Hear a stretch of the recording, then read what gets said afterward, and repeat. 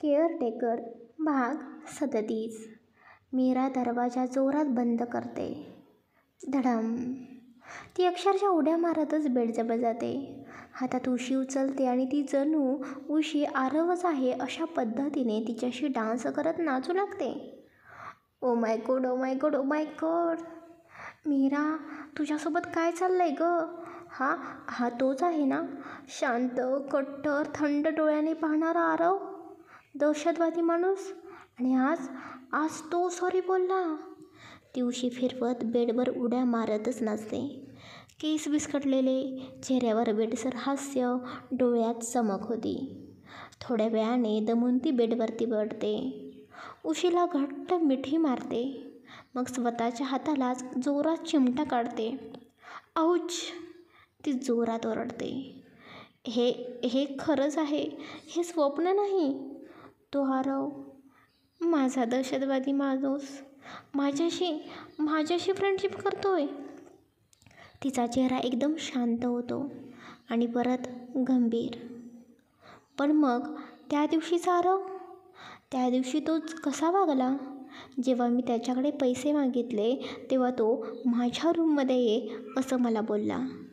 आणि ज्या प्रकारे त्याने मला रूममध्ये बोलवलं, मला बघितलं आणि तो किस केला.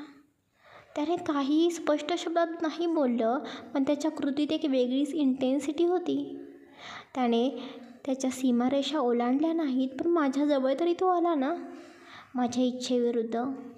आज तो त्याच गोष्टीसाठी सॉरी बोलतोय. म्हणजे त्याला त्याचा पश्चाताप होतोय का? पण मग ती गोष्ट करायचीच कशाला? आरव राज्याध्यक्ष, या माणसाला मी जेवढं ओळखते त्यानुसार तो जे काही करतो ते अतिशय विचारपूर्वक करतो. आणि हे सॉरी हा शब्द त्याच्या शब्दकोशातच नसतो. मग आज तो बोलतोय का? आणि तो असंही म्हणाला, माझा कोणावरतीही विश्वास नाही, पण तू आहेस ना, माझा तुझ्यावर विश्वास आहे, म्हणूनच मी तुझ्यासोबत फ्रेंडशिप करत आहे. म्हणजे खरंच त्याचा माझ्यावर आता एवढा विश्वास आहे का? आरव राज्याध्यक्ष यांनी माझ्यासोबत फ्रेंडशिप केली. मग आरव, हा विश्वास मी कधीच तुटू देणार नाही. मी तुमचा विश्वासघात कधीच करणार नाही. तुमच्यासोबत मी लॉयल राहीन का हे मला नाही माहिती, पण मनापासून राहायचा प्रयत्न मी नक्कीच करेन. ही गरीब मीरा, जिच्यावर आजवर फारसं कोणाचं प्रेम, काळजी किंवा विश्वास नव्हता, तीच आता तुमच्या आयुष्यात एक फ्रेंड म्हणून उभी आहे. किती दिवस ही फ्रेंडशिप टिकेल मला नाही माहिती, पण या फ्रेंडशिपच्या रूपात मी तुम्हाला बदलण्याचा प्रयत्न नक्कीच करेन. तुमच्या आतल्या ज्या दुःखांच्या खोल जखमा आहेत ना, त्यातून तुम्हाला हळूहळू बाहेर काढण्याचा सुद्धा मी प्रयत्न नक्कीच करेन. त्या दिवशी मी तुम्हाला समजावलं होतं आणि खरं तर मला त्या दिवशी अजिबात वाटलं नव्हतं की तुम्ही ते इतकं मनावरती घ्याल, पण घेतलंत. तुम्ही विचार केलात, बदलाची सुरुवात तुमच्यातूनच झाली. आता मात्र मी नक्कीच ठरवलं आहे, आरव, मी तुम्हाला बदलवून टाकीन, एक चांगलं, शांत आणि विश्वासू माणसाल. तेच इकडे आरवही आपल्या खोलीत परतला होता. तो शांतपणे आपल्या बेडवर आडवा पडला होता, दोन्ही हात मागे टेकून डोक्याला टेकवलेले, आणि नजरेने तो सिलिंग फॅनकडे बघत राहिला. पंख्याच्या फिरणाऱ्या पट्ट्या इतक्याच त्याचं मनही सतत फिरत होतं, विचारांच्या गिरक्या घेत होतं. मीरा, मला वाटलं नव्हतं की आज तू काही बोलशील, तुझ्या मनातलं काही, तुझ्या आईबद्दल, पण आज तू बोललीस. बरं वाटलं, जरा हलकं वाटलं. आरवचा चेहरा काहीसा गंभीर, पण डोळ्यात एक सौम्य शांती होती. आज एक पाऊल पुढे गेलो असं वाटतंय. आपल्या नात्याची सुरुवात फ्रेंडशिपने झाली. ही छोटीच गोष्ट आहे, पण माझ्यासाठी फार मोठी आहे. मी जेव्हा तुझ्यावर विश्वास ठेवतोय असं मी स्वतःहून बोलून गेलो, तेव्हा कदाचित मीच बदलतोय. कधी वाटलं नव्हतं की मी कुणाला पुन्हा विश्वास देऊ शकेन, पण तू वेगळी आहेस मीरा. त्याच्या डोळ्यात तीच मूळ मीरा दिसत होती, साधी, प्रामाणिक आणि त्याच्या कडवट आयुष्यात शांतपणे प्रवेश करणारी एक आशेची किरण. शब्दात नाही सांगता येणार, पण मी खरंच खूप खुश आहे. ज्या दिवशी मी तुला पहिल्यांदा पाहिलं त्या दिवशी माझ्यासमोर एक वेगळीच मीरा उभी होती, कठोर, स्वाभिमानी आणि स्वतःच्या मतांवरती ठाम उभी राहणारी, स्वतःचं दुःखही स्वतः लपवणारी, कोणालाही न घाबरणारी. त्या पहिल्या नजरेत मी ओळखलं होतं, ही मुलगी वेगळी आहे. पण आज माझ्या दरारामुळे तीच मीरा माझ्यासमोर गप्प बसते. तिच्या ओठांवर शब्दच फुटत नाहीत. ती काही बोलते पण चटफडत राहते. डोळ्यात खूप काही असतं पण ओठांवरती मात्र ते येत नाही. आरव विचार करतच त्याला पाठीमागची एक गोष्ट आठवते. फ्लॅशबॅक. आरव कारमध्ये बसून होता. कारचा काहीतरी प्रॉब्लेम झाला होता म्हणून ड्रायव्हर गाडी ठीक करत होता. त्याच्या कानात अचानक कुठेतरी भांडण्याचा आवाज आला. आरव गोंधळलेला. गाडीच्या काचेकडे नजर टाकली. आरवने हळुवारपणे गाडीची काच खाली केली आणि समोर भांडणारी एक मुलगी दिसली. ती म्हणजे आपली मीरा. ती रिक्षावाल्या माणसाशी जोरदार भांडण करत होती. आरव थोडा चटकन इरिटेट झाला. काय चाललंय असं मनात विचार करत गाडीची काच वर करण्याचा प्रयत्न केला पण अचानक त्याचा हात थांबला. तो मीराकडे नीट बघू लागला. तिचे केस मोकळे, थोडेसे गवसलेले पण तरीही ती सुंदर दिसत होती. तिने पिंक कुर्ता घातला होता. एका हातात घड्याळ तर दुसऱ्या हातात पिंक रंगाची बांगडी होती. खांद्यावर पर्स अडकवलेली होती. ती तीव्रतेने तिथल्या रिक्षावाल्याशी बोलत होती. काय हो, मला द्या ना माझा 1 रुपया तुम्ही. अहो मॅडम, नाही माझ्याकडे रुपया. कुठून देऊ मग? कुठून देऊ? हे बघा, माझं तिकीट किती झालं होतं? 14 रुपये फक्त झालं होतं, बरोबर? मी तुम्हाला किती रुपये दिले? 15 रुपये दिले, बरोबर? तर मग वरचा 1 रुपया देणं तुमचं गरजेचं काम आहे की नाही? द्या मग मला माझा रुपया. हे बघा मॅडम, रुपया आता मी कुठून घेऊन फिरत नाही हो.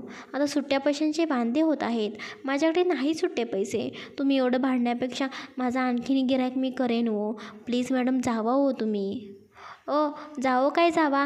कोणाला म्हणताय तुम्ही जायला सांगताय? मी माझा रुपया घेतल्याशिवाय ना इथून अजिबात कुठेही हलणार नाही बरं का. मला माझा रुपया द्या, मगच मी इथून जाईन. मॅडम, तुम्ही तुमचे काम करा ना. तुम्हाला आता उशीर होत नाही का? ज्यावेळी तुम्ही माझ्या रिक्षामध्ये बसलेला होता त्यावेळी मात्र लवकर चला म्हणून माझ्या पाठीमागे लागला होता आणि आता 1 रुपयासाठी तुम्ही माझ्याशी भांडण करत आहात का? हे बघा, मी माझ्या हक्काच्या रुपयासाठी भांडत आहे. तो रुपया तुमचा नाही, माझा आहे. मला द्या बरं. मॅडम, हे बघा, माझ्याकडे नाही रुपया सुट्टा. एक काम करा, तुम्ही हे वरचे 5 रुपये तुमच्याजवळच ठेवा. 10 रुपये जे आहेत ते माझ्याजवळ असू देत. वरचे 4 रुपये तुमच्या कोणाच्या कष्टाचे नकोत बरं का मला. जे काही असेल ना ते मला माझ्या स्वतःच्या कष्टाचं हवं असतं. कोणाचे उपकार मला नको हवे असतात. रुपयासुद्धा नको आणि तुमचे 4 रुपयेसुद्धा नकोत, समजलं ना? माझा रुपया तुमच्याकडे नको आणि तुमचे 4 रुपये माझ्याकडे नकोत. मला माझा रुपया द्या बघू पटकन. अहो मॅडम, हात जोडून तुम्हाला सांगतो, माझ्याकडे खरंच सुट्टा रुपया नाही. मागे रिक्षामध्ये बसलेली माणसं बघा ना, माझ्या नावाने ओरडत आहेत हो. मला माझं गिऱ्हाईक करू दे ना. तुमच्या या 1 रुपयाच्या नादामध्ये माझा धंदा वाया जाईल हो. तीसुद्धा माझ्या हातातून जातील हो. मला माझा धंदा करू द्या ना. जाऊ द्या हो, पुढे जाऊ द्या मला. त्या रिक्षावाल्याचे बोलणे ऐकून मीरा मागे वळून पाहते. खरंच रिक्षामध्ये बसलेली माणसं घाईत दिसत होती. प्रत्येकाला आपल्या आपल्या ठिकाणी वेळेवरती पोहोचायचं असतं. त्यांना बघून मीरा हळू आवाजात बोलते. ठीक आहे. रिक्षामध्ये बसलेली माणसं आहेत ना, त्यांना उशीर होत असेल म्हणून मी तुम्हाला सोडते. पण एक गोष्ट लक्षात ठेवा, माझा एक्स्ट्रा रुपया तुमच्याकडे आहे ना, तो एक्स्ट्राचा रुपया तुम्ही कधीही कुठेही घेऊन जाऊ नका बरं का. कुठेतरी गरीब माणूस असेल तर त्यांना दान करा. माझ्या नावाने दान केल्यासारखं समजा. बरं, माझ्या नावाने राहू दे, तुमच्या नावाने तरी दान करा, पण 1 रुपया तरी तुम्ही घेऊ नका. असं कोणाचं फुकटचं खाल्लेलं आपल्याला पचत नाही, समजतंय का? हो मॅडम, समजलं हो. आता मला जाऊ द्या हो. तो पटकन रिक्षामध्ये बसला आणि रिक्षा लगेच सुरू करून तो रिक्षावाला तिथून निघून गेला. ताई, अगं, 1 रुपयासाठी त्या रिक्षावाल्या काकांशी तू कशाला भांडत होतीस? श्वेता बोलते. अगं श्वेता, तो 1 रुपयासुद्धा किती कष्टाने मिळवावा लागतो ना, हे आपल्यासारख्या गरीब माणसांना फार चांगलंच समजतं. हो गं ताई, पण ताई, लोक कसे बघत होते ना आपल्याकडे. काय वाटतं त्यांना? की आपण एका रुपयासाठी फक्त रिक्षावाला माणसाशी भांडतोय? आजूबाजूची माणसं बघतायत म्हणून आपण आपला आत्मा सन्मान सोडायचा का गं श्वेता?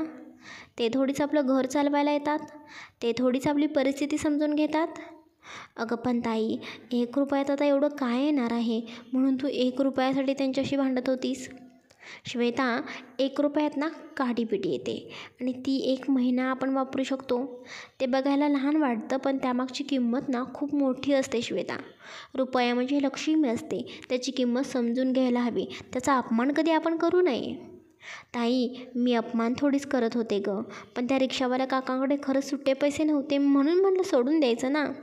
हे बघ श्वेता, ते आपल्याला 5 रुपये देत होते, त्यांचे 4 रुपये मग आपल्याकडे राहिले असते. म्हणजे त्यांच्या मेहनतीचे 4 रुपये आपण फुकट घेतले असते. ते सुद्धा कष्टानेच त्यांनी मिळवलेले असतात ना. आणि मी सुद्धा तो 1 रुपया कष्टानेच कमावलेला आहे. म्हणूनच मी तो रुपया घ्यायचा म्हणून भांडत होते. तुला माहिती आहे ना, आपल्या आयुष्यात आपला एक फंड आहे. कोणाचाही उपकार म्हणून फुकट काहीच घ्यायचं नाही. परिस्थिती आली तर हो, आपण कर्ज नक्कीच घेऊ, पण ते परत करायचं. पण उपकार म्हणून नाही गं श्वेता, ते कधीच नाही. समजलं? सर, गाडी दुरुस्त झालेली आहे, निघूया का आपण? ड्रायव्हर बोलतो. ड्रायव्हरच्या आवाजाने आरव भानावरती आलेला होता. ड्रायव्हर ड्रायव्हिंग सीटवरती बोलतो आणि गाडी सुरू करतो. तेच आरव भानावरती येऊन पुढे बघू लागतो. Flashback end. आरव आता वर्तमान काळात भानावरती आलेला होता. आरव अचानक आपल्या विचारांच्या गुंत्यातून बाहेर पडतो. काहीतरी आठवल्यासारखं तो झटकन उठतो. एका क्षणात तो बेडवरून उडी मारतो आणि रूमचा दरवाजा उघडून बाहेर पडतो. त्याचे पाय आपसुकच मीराच्या रूमकडे वळतात. दाराजवळ पोहोचून तो क्षणभर थांबतो, मग हळूच दरवाजाला हात लावतो. दार थोडंसं पुढे ढकलून आत डोकावतो. मीरा दरवाजाकडे पाठ असते. ती बेडवरती बसलेली असते, झोपलेली नव्हे, फक्त उशी घेऊन काहीतरी खोल विचारात गुंतलेली. आरव नकळत दरवाजावर हात टेकवतो. आवाज होतो आणि मीराचं भान तुटतं. ती दचकते, पटकन दरवाजाकडे पाहते. तुम्ही? ती थोडीशी घाबरल्यासारखीच आवाजात बोलते. तो थोडं हसतो. हो, मीच. एवढी घाबरलीस का? मीरा पटकन उशी बाजूला ठेवते आणि उठून उभी राहते. नाही, मी नाही घाबरले. तुम्ही असं अचानक. आरव थोडा गोंधळून पण संयमी स्वरात म्हणतो, तुला फक्त एवढंच सांगायचं होतं, उद्या लवकर उठायची काही गरज नाही. निवांतपणे झोप, आराम कर. पण सर, ते काही बोलणारच असते तेवढ्यात आरव बोलतो, मी सांगितलं ना, लवकर उठायची काहीही गरज नाही. हवं तेव्हा तू उठ, निवांत उठू शकतेस, ओके? तो वळतो आणि जायला निघतो, पण दाराजवळ पोचल्यावर थांबतो. मागे वळून थोडा शांत सौम्य स्वरात म्हणतो, गुड नाईट. मीरा थोडी गोंधळलेली पण त्याच्या आवाजात बदल टिपते. ती हलक्या स्वरात म्हणते, गुड नाईट म्हणलो मी. तो परत म्हणतो, गुड नाईट. मीरा नकळत हलकं स्मित करत बोलते, आज ना खरंच हा माणूस वेडा झाला आहे. मीरा उशी घेऊन मनात चरफडते. आधी रागवतो, मग हुकूम देतो आणि आता काय, निवांत झोप असं सांगून निघून जातो. ती थोडं पुढे नजर लावून विचारात पडते, याचं वागणं बघून मी सुद्धा वेडी होणार आहे. काही समजत नाही हे प्रकरण. तिने डोक्यावर उशी ओढून घेतली. त्यापेक्षा ना चूप राहते, झोपी जाते. ती सरळ बेडवर आडवी होते, डोळे बंद करते आणि झोपतेच. क्षणातच तिला झोप लागते. सकाळी मीराला हळूहळू जाग येते. ती आळस देतच डोळे चोळत उठते. अचानक लक्ष घड्याळाकडे जातं. 8 वाजलेले होते. बापरे, 8 वाजले. या दहशतवादी माणसाने कालच मला सांगितलं होतं, तू निवांतपणे झोप, लवकर उठायची काही गरज नाही. पण आता बघा किती उशीर झाला मी झोपून गेलेली आहे. ती एकदम दचकते. मला तर अजून घरी जायचं आहे. आई आणि श्वेतासोबत परत हॉस्पिटलमध्ये सुद्धा जायचं आहे. भरपूर कामं आहेत आज. मनात विचारांचं काहूर माजलेलं असतं. मीरा पटकन बेडवर उठते आणि आवरायला सुरुवात करते. दात घासणं, अंघोळ करणं, केस सावरतं ती स्वतःला पटापट तयार करत असते. साडी नेसताना तिचं पुन्हा एकदा लक्ष घड्याळाकडे जातं. 9 वाजले होते. घरी पोहोचायला तर 10 तरी वाजतीलच. श्वेताला मी 10चा वेळ दिला होता. आता मला लगेच निघावं लागेल. ती विचारात गुंग होऊन मोबाईल हातात घेते. तेवढ्यात एक नोटिफिकेशन स्क्रीनवर चमकते. मीरा मोबाईल हातात घेते. तो नोटिफिकेशन काही क्षण तशी स्क्रीनवर झळकत असते. ती सहज ते ओपन करते आणि मेसेज वाचू लागते. Good morning. माझं बाहेर थोडं ऑफिस वर्क आहे, त्यामुळे मी बाहेर जात आहे. बाय द वे, आज तुझ्या आईला हॉस्पिटलमध्ये ॲडमिट करायचं आहे ना? नीट जा आणि जाताना ड्रायव्हरला सोबत घेऊन जा. ड्रायव्हरला ऑलरेडी मी इन्स्ट्रक्शन्स दिलेले आहेत, त्यामुळे एकटी अजिबात जाऊ नकोस. ड्रायव्हर सोबत असलाच पाहिजे. आणि दुसरी महत्त्वाची गोष्ट, संध्याकाळी मला तू घरी हवी आहेस. अंडरस्टँड? आरवने तिला मेसेज केलेला आहे यावरती मीराचा अजूनही विश्वासच बसत नव्हता. ती पुन्हा पुन्हा तो मेसेज ओपन करून वाचत होती. स्क्रीनवर तीच ओळ झळकत होती. हा मेसेज खरंच आरवने केलेला आहे, ती मनाशीच पुटपुटली. तिच्याकडे आरवचा नंबर सेव्ह नव्हता आणि तिने स्वतःहून स्वतःचा नंबरसुद्धा त्याला कधी दिला नव्हता. मग आरवकडे तिचा नंबर कसा आला? कुठून?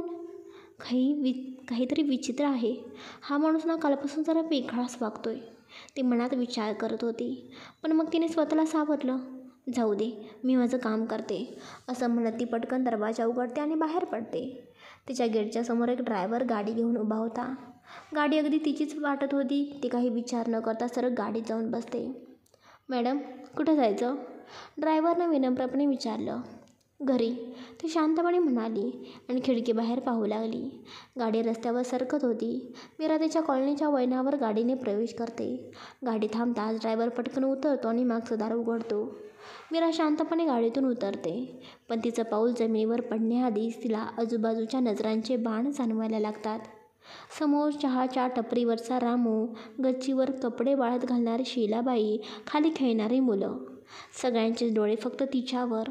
काहींनी तर बोलणं थांबवून तोंड उघडलं ठेवलं होतं फक्त. हीच ती मीरा ना, जी रोज रिक्षासाठी थांबायची? रिक्षासाठी सुद्धा पैसे नसायचे म्हणून कालपर्यंत तिला चालत जाताना त्यांनी पाहिलं होतं.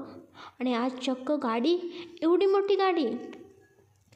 ती त्यांचं बोलणं ऐकत नव्हती, पण त्यांच्या चेहऱ्यावरचे हावभाव बोलत होते. ती अजून गोंधळलेली होती. जणू तिच्या साधेपणावर संशय घेतला जात होता. मी तीच आहे, मी बदलली नाही आहे, फक्त परिस्थिती वेगळी आहे, ती मनाशीच पुटपुटते. तिच्या डोळ्यात हलकीशी ओल आली होती, पण चेहऱ्यावरती ओल उमटू न देता तिने मान सरळ केली आणि कोणाकडेही न बघता ती दार उघडून घरात शिरते. दरवाजा बंद होताना तिच्या पाठीमागे अजूनही कुजबूज ऐकू येत होती. घराच्या आत आल्यानंतर तिने एक खोल श्वास घेतला. लोकांना खरं काय आहे ना हे जाणून घ्यायची गरजच नसते, त्यांना फक्त बघायचं असतं. आवरलं का तुमचं? हो ताई, तुझीच वाट बघत होतो. मीरा हलक्या हसऱ्या चेहऱ्याने म्हणते. बरं श्वेता, सगळं तू घेतलेलं आहेस ना? आईचे रिपोर्ट्स, पॅथॉलॉजीच्या चिठ्ठ्या वगैरे सगळं काही? हो गं ताई, तू काल रात्री फोनवर सांगितलं होतंस ना, तेव्हाच मी सगळं काही नीट ठेवलेलं आहे. छान, चला मग उशीर व्हायच्या आत आपण निघूया. आई, चल बरं. मीरा प्रेमाने आईच्या हाताला धरते. आई उठते, पण निघण्याआधी थांबते. थांब मीरा, देवाच्या पाया पडते मी, आई हळूच म्हणते. ती देवघरासमोर उभी राहते. मीरा आणि श्वेता दोघीही तिच्या मागे येतात. त्या तिघीजणी शांतपणे देवाच्या पाया पडतात. मनातल्या मनात एक आशा, एक प्रार्थना करतात. आईच्या डोळ्यात हलकीशी ओल असते, पण चेहऱ्यावर एक विश्वास होता. 2 मिनिटात त्या तिघी बाहेर येतात. बाहेर उभी असलेली गाडी पाहून श्वेतासुद्धा आता क्षणभर थांबते. ताई, एवढी मोठी गाडी? हो गं, हॉस्पिटलमध्ये घेऊन जायला आहे ना आईला. मी जिथे काम करते ना तिथले सर मला म्हणाले, गाडी घेऊन जा, आईला त्रास होणार नाही. बरं झालं ना, नाहीतर रिक्षातून जायचं म्हणजे रस्ते सगळे खड्ड्यांनीच भरलेले आहेत. हो गं ताई, बरोबर बोलतेस तू. बरं चला, बसा आता दोघीही, मीरा म्हणते. ती आधी आईला हात धरून गाडीत बसवते, मग श्वेताला. शेवटी ती स्वतः बसते. ड्रायव्हर मागून विचारतो, मॅडम, हॉस्पिटल? हो, चला, मीरा म्हणते. गाडी हॉस्पिटलच्या दिशेने निघते. गाडी हॉस्पिटलसमोर आता थांबते. ड्रायव्हर दरवाजा उघडतो. मीरा आधी उतरते, मग हळूच आईचा हात धरून तिला उतरवते. श्वेता बाजूला उभी राहते. त्या तिघीजणी आत हॉस्पिटलच्या दिशेने चालतात. रिसेप्शनजवळ येताच मीरा थांबते. श्वेता, तू एक काम कर, तू आईसोबत इथेच थांब. मी जाते, मी आधी डॉक्टरांशी बोलून येते, बघू डॉक्टर काय बोलतात. हो ताई, चालेल, श्वेता म्हणते आणि आईसाठी खुर्ची शोधते. आई थोडी थकलेली दिसत होती, पण चेहऱ्यावर शांत हास्य होतं. मीरा ताडपणे डॉक्टर शेखर यांच्या केबिनमध्ये जाते. मीरा दरवाजा टकटक करताच आतून आवाज येतो. या मीरा, बसा. डॉक्टर, तुम्ही जे सांगितलं होतं त्यानुसार मी आईला आज हॉस्पिटलमध्ये ॲडमिट करण्यासाठी घेऊन आली आहे. डॉक्टर शेखर मान हलवतात. हो का? बरं ठीक आहे, मी लगेच नर्सला सांगतो. त्यांच्या नावाने प्रोसेस सुरू करतो. ते इंटरकॉमवर नर्सला कॉल करतात.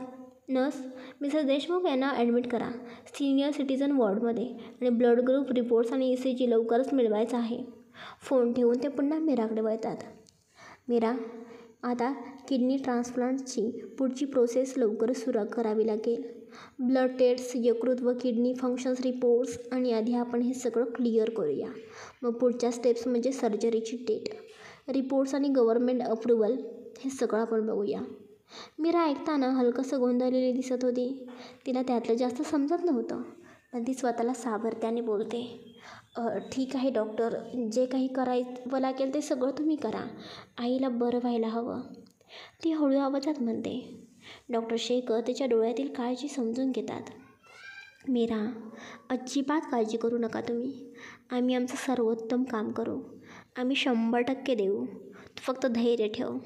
बाकी मिस मीरा, तुम्हाला आणखीन एक महत्त्वाची गोष्ट सांगायचीच राहिली. काय झालं डॉक्टर?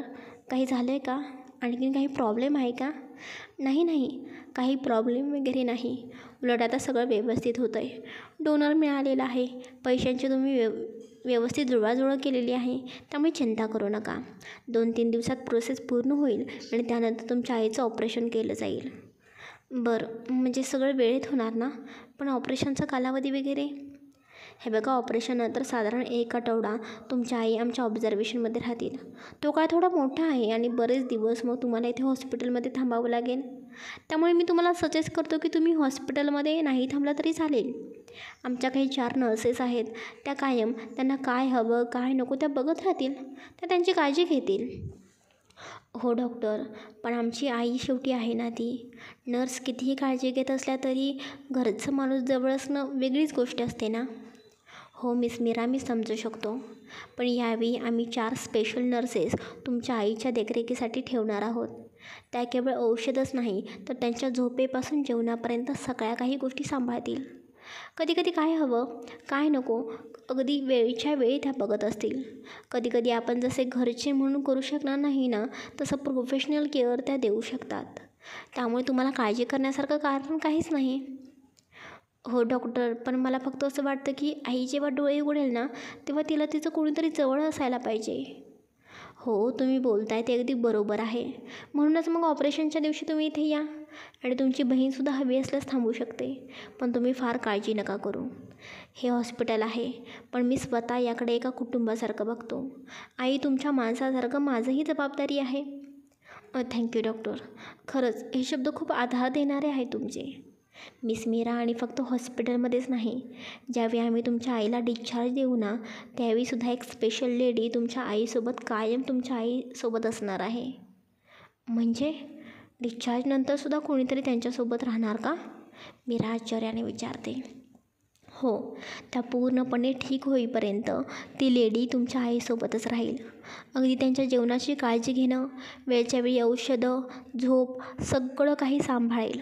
तुमचं घर असेल तिथेच त्या तिथे येतील. त्यामुळं काळजी करण्याचं काहीच कारण नाही. डॉक्टर, हे सगळं म्हणजे नॉर्मली हॉस्पिटलमध्ये असा काही नियम नसतो ना? मी पहिल्यांदाच हे सगळं काही ऐकत आहे. हो, तुम्ही पहिल्यांदाच हे ऐकत आहात. पण आम्ही आमच्या हॉस्पिटलमध्ये ना एक नवीन नियम सुरू केलेला आहे. पेशंट जेव्हा डिस्चार्ज आम्ही दिलेला जातो तेव्हा पेशंट पूर्णपणे बरा होत नाही तोपर्यंत ही सेवा आम्ही मोफत आणि मनापासून देत असतो. डॉक्टर, खरंच मला वाटलं नव्हतं की हॉस्पिटल इतकं जबाबदारीने विचार करतं. खूप मोठा आधार वाटतो हे ऐकून. म्हणून मी सांगितलं मिस मीरा, तुम्हाला आता काळजी करण्याची गरज नाही. तुमच्या आईची काळजी घेणं ही आता फक्त तुमची जबाबदारी नाही, आमच्या हॉस्पिटल ही आपली आता ही जबाबदारी मानत आहे. थँक्यू डॉक्टर, खरंच थँक्यू. मीरा डॉक्टरांशी बोलून बाहेर येते. तिच्या चेहऱ्यावर चिंता कमी आणि आश्वासन समाधान आता जास्त दिसत होतं. समोर श्वेत आणि तिच्या आई दोघीही खुर्चीवरती बसलेल्या असतात. मीरा येऊन थोडा श्वास घेते. काय झालं गं? काय बोलले डॉक्टर? आई विचारते. आई अगं, आणखीन एक आनंदाची बातमी आहे. डॉक्टर मला असं म्हणत होते की तुझं ऑपरेशन होईपर्यंत आणि तुला डिस्चार्जसुद्धा दिल्यानंतरसुद्धा तुझी नीट काळजी घेतली जाणार आहे. आणि विशेष म्हणजे हॉस्पिटलमधून घरी गेल्यावरसुद्धा एक स्पेशल लेडी नर्स आपल्या सोबत राहणार आहे. ती कायम तुझी काळजी घेणार आहे, जी फक्त तुझ्यासाठी असेल, अगदी घरच्यांसारखी. वा, हे तर मस्तच झालं की, श्वेता बोलते. हो ना, माझ्या डोक्याचं निम्मं टेन्शन आता गेल्यासारखं मला वाटतं आहे. मला ना कामावरून सुट्टी मिळत नव्हती आणि इथेही माझं राहणं खूप गरजेचं वाटत होतं. आता जरा मला रिलॅक्स वाटते. मीरा बाळा, तुझं सगळं काम बाजूला ठेवून तू माझ्यासाठी इथे थांबली आहेस, पण आता तसं करू नकोस. तू जिथं त्या आजी आजोबांची काळजी घ्यायला जातेस ना, तिथेच लक्ष दे. त्यांनाही गरज आहे ना तुझ्या काळजीची. हो गाई, पण तुझी काळजी माझ्यासाठी महत्त्वाची आहे. पण आता डॉक्टर म्हणालेत की 4 स्पेशल नर्सेस तुझ्या आजूबाजूला असणार आहेत, त्यामुळे मीही थोडी निश्चिंत आहे गं. आणि श्वेता आहेच की इथे. हो गं बाळा, आता खरंच डोक्यावरील भार उतरल्यासारखं वाटतंय, आई बोलते. तेवढ्यात एक नर्स आतून येते, नीट वॉर्डर ड्रेसमध्ये. हातात एक त्यांच्या फाईल असते. मिसेस देशमुख, चला, तुम्हाला आत ॲडमिट करायचं आहे. नर्सचे बोलणे ऐकून मीरा पटकन आईकडे वळते. दोघींचीही नजर काही क्षणासाठी भिडते. मीरा आईचा हात धरते आणि हलक्या आवाजात म्हणते, आई, काळजी करू नकोस. देवावर विश्वास ठेव, सगळं नीट होईल. हो बाळा, तुझा विश्वास माझी ताकद आहे, आई हसत बोलते. आणि श्वेता आणि मीराला प्रेमाने डोक्यावरून हात फिरवून नर्ससोबत आत जाते. मीरा आणि श्वेता बाहेर उभ्या राहतात. श्वेता, तू इथे बस, मी तोपर्यंत बाकीच्या सगळ्या फॉर्मॅलिटीज पूर्ण करते. ताई थांब, मी पण येते ना तुझ्यासोबत. नको गं श्वेता, नंतर जेव्हा मी कामावर जाईन तेव्हा तुला सगळं काही इथलं सांभाळायचं आहे. तू बस आराम कर, मी आहे इथे. श्वेता मान डोलावते. मीरा तिच्या हातावर हलकं थोपटते आणि वळते. हॉस्पिटल कॉरिडॉरमधून मीरा डॉक्युमेंट्स घेऊन डॉक्टरांकडे जात होती. तिच्या पावलांनी हॉलमध्ये सुसाट चालत असतानाच ती 2 नर्सेसच्या बोलण्यातून सहज कान टाकते. एक नर्स बोलते, हो गं, डॉक्टर आतच आहेत, डोनरला ॲडमिट केलं आहे कालच. दुसरी नर्स बोलते, आज काही टेस्ट आहेत म्हणे, डोनरकडून कन्फर्मेशन मिळालं आहे, सगळं सुरळीत होईल असं वाटतं आहे. हे ऐकून मीराचं पाऊल थांबतं. हातातले कागद हलके सरकतात. डोनर इथेच आहे म्हणजे आईला जो माणूस किडनी देणार आहे ती व्यक्ती हॉस्पिटलमध्ये आहे. पण कोण आहे? बाई आहे की पुरुष? नाव काय? चेहरा तर एकदा बघायला मिळेल का मला? ती दरवाजाकडे पाहते. क्षणभर ती विचारात हरवते. मी जर त्यांना बघितलं तर ते थोडीच मला ओळखणार आहेत. मी जरी त्यांच्यासमोर गेले तर मी कोण आहे हे थोडीच त्यांना माहिती असणार आहे. आणि मला तर त्यांचं नावसुद्धा माहिती नाही. पण एक नजर तरी बघायची त्यांना. इतकी मोठी त्यांनी मदत केली, त्यांचा चेहरा पाहायचा आहे. त्यांचा चेहरा पाहायचा अधिकार नाही का मग मला? ती थोडी पुढे सरकते. त्या रूममध्ये पाहत राहते. नर्सेस तिथून निघून जातात. मीरा संधी साधून हळूच त्या रूमच्या जवळ पोहोचते. दरवाजाच्या हँडलवर हात ठेवते. ती दरवाजा उघडणार इतक्यात पाठीमागून एक आवाज ऐकू येतो. मॅम, तुम्ही इथे? काही काम आहे का? मीरा दचकते. ती पटकन मागे वळते.